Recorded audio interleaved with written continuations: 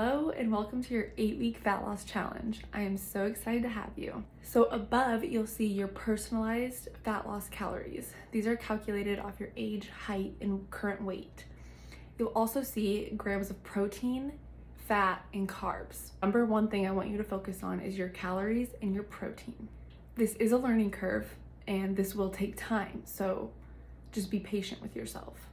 And I put the calories in a range. So there's a low end and a high end. This is for some flexibility. On a training day, if you go for your low end, but you train that day and you are really hungry, go to the high end. That's okay because you'll still be in a calorie deficit and you will still make progress. If you haven't trained that day and you're not that hungry and you can go for the low end, great. But either way, you can fall in between that range and you're fine. Below, you'll see a video I attached, Macros Explained. This kind of just goes over the macros, what they are, how to track them. So check that video out too.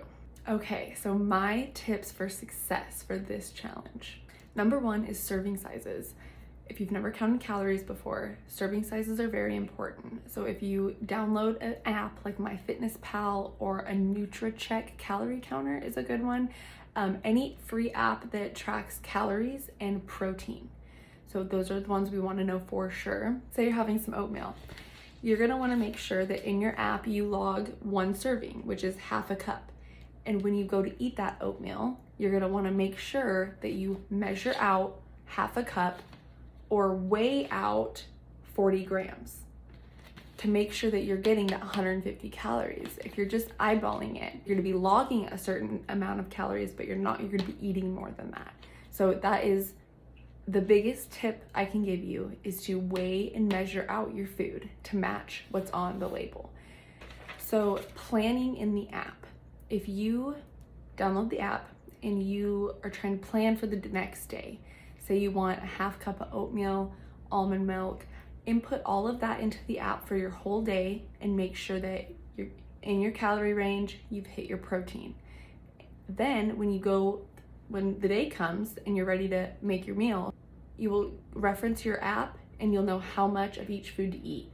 So if you've logged in the app a half cup of oatmeal and that fits your calories, you're gonna weigh or measure out a half cup of oatmeal and measure out the almond milk that you input into the app as well. So planning your meals through the app to where when you come to the day, you know what to eat because it's planned out, you know how much to weigh out, how much to measure out. Don't overthink it.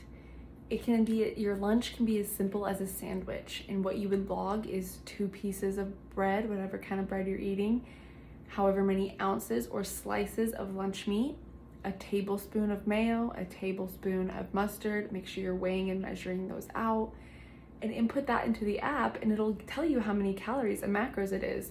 It doesn't need to be overly difficult.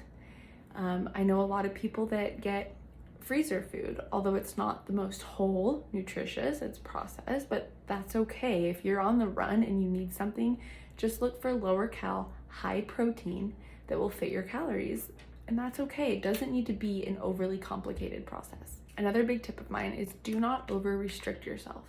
If you are a person like myself that needs dessert every single night, then when you're planning, put your dessert in your app first thing so you know that this is what I'm going to be having, and then build your day around that so that you still get every night you can have a little dessert. So good versus bad foods. There is no good versus bad. There are more nutritious foods and less nutritious foods, more calorie dense foods and less calorie dense foods. For an example, nuts are very calorie dense. So for 1 ounce of nuts, it's around 150 to 200 calories. I think 170 calories for 1 ounce, which is very small. So there's a lot of calories in a very small amount. But like watermelon or fruit, watermelon is like, for a pound of watermelon is like 190. And I don't know if you've seen a pound of watermelon, but that is a lot of watermelon. Strawberries, for a cup of strawberries is like 50 to 60 calories. So there are calorie dense and less calorie dense, but don't put the label bad on a food, because then you associate with the guilt. Then you think you messed up, and then you're like, screw it. This day I already messed up, might as well keep messing up. And you didn't mess up. You enjoyed yourself, even if it's a little bit more calorie dense, even if you went over your calories that day. That is okay. What is important is that you jump right back on the next day.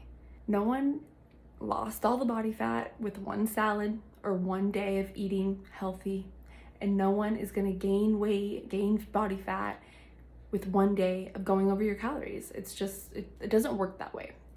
Which leads me into my next tip. It is all about consistency. So say you go over your calories one day or even 2 days, as long as you hop right back on and keep going, you will succeed. It is about being consistent. If you can be consistent 80% during this 8-week challenge, you will see results. And you have been able to enjoy your life along the way. So don't over restrict. I know it is in a lot of people's mind that bread is the enemy, and bread does not make you gain body fat. You just need to count the calories. So you can put in a slice of bread and see how many calories that is. That's okay. Like, bread's not bad. Remember, no bad foods. Don't be afraid of carbs because we don't eliminate anything. There is nothing that is off limits. It is just now gonna be in moderation. We're really gonna be focusing on portion sizes. Okay, my last tip, setting realistic expectations for this challenge. I know we're in a society where we want it now. We want it yesterday, we want it tomorrow, but in reality, it doesn't happen that fast. It doesn't happen overnight. It takes time and it takes consistency, like I've said ad nauseum. So you're not going to lose 20 to 30 pounds during this 8 weeks. You will lose inches. And when you're losing inches, that's what you visibly see. You don't see the number on the scale. No one sees that number on the scale. So we want to go for inches. I've said this before too, but this is not a weight loss challenge. This is a fat loss challenge. So we are going for inches lost, not weight lost.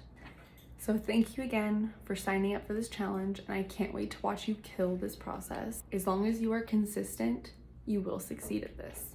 The only way to fail is to quit altogether.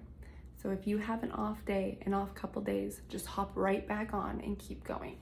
Let me know if you are doing an exercise and you don't feel like you're doing it right. You can send me a video of you doing that exercise and I can send you form checks via email. I also have a phone number that I will include below this video that you can text, and that I will be sending out motivational texts, reminders, mini challenges throughout the challenge, that if you also have a question, you can text that number and I'll get back to you as soon as I can. So for form checks, just make sure the video is taken at a side view so that I can see how your form is. So let me know if you have any questions before we start on Tuesday. And I have all the faith that you will succeed. I hope you have a good rest of your weekend.